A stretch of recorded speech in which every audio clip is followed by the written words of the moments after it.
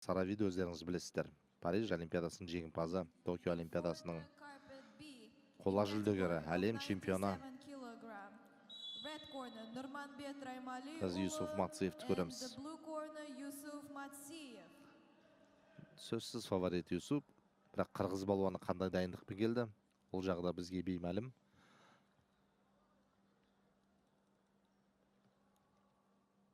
Раймали ұлы.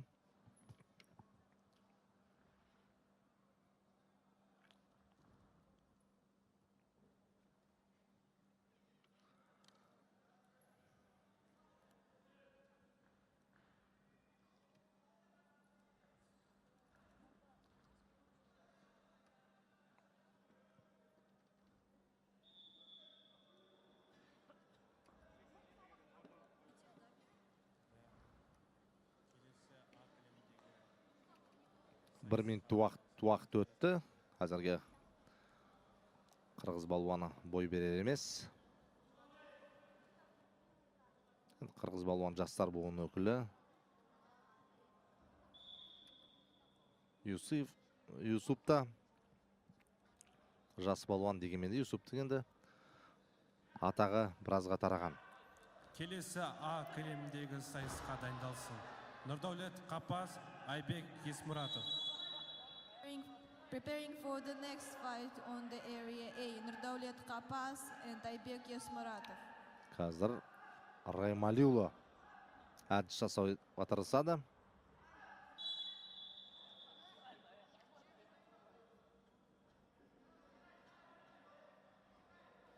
Б кілемдегі келесі Енді Юсуп сайысқа қозғарту. дайындалсын. Ауайын алдырып жіберді, қараңыздар.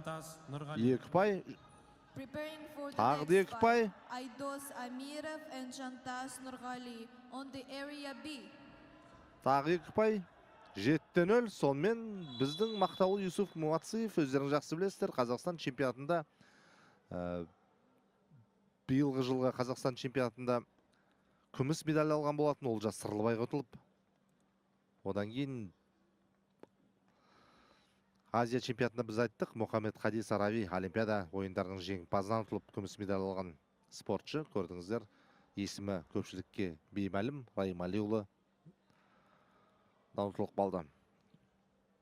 Мына қырғыз балуандармен санаспауға болмайды. Қазіргі кезде олардың даңқы дүркіреп тұр. Келіспей жатыр ғой деймін. Қазақстан жағы біздің спортшы бапкерлері.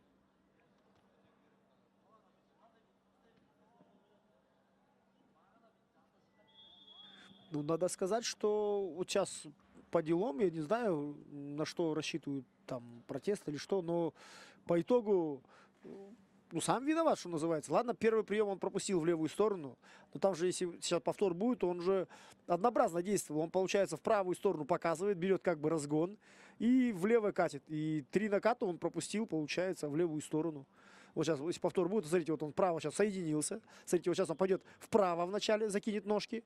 Для разбега вот он вправо идет, разбегается и влево пошел. Раз, первый накат. Смотрите, второй раз также повторяет. Смотрите, влево как будто вправо. И снова разгон, снова влево катит.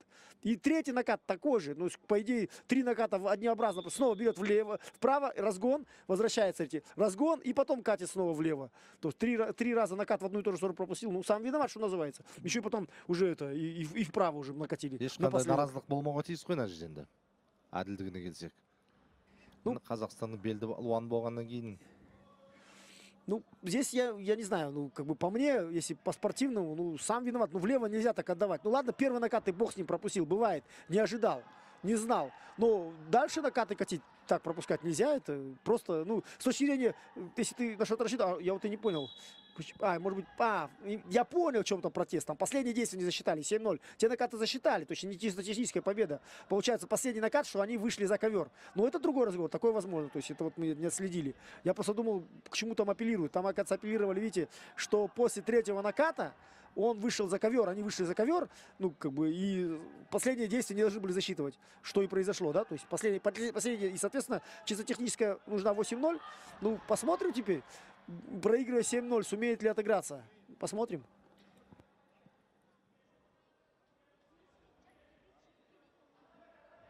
Ну, сейчас нужно будет отыгрываться 7-0, такой достаточно большой отрыв.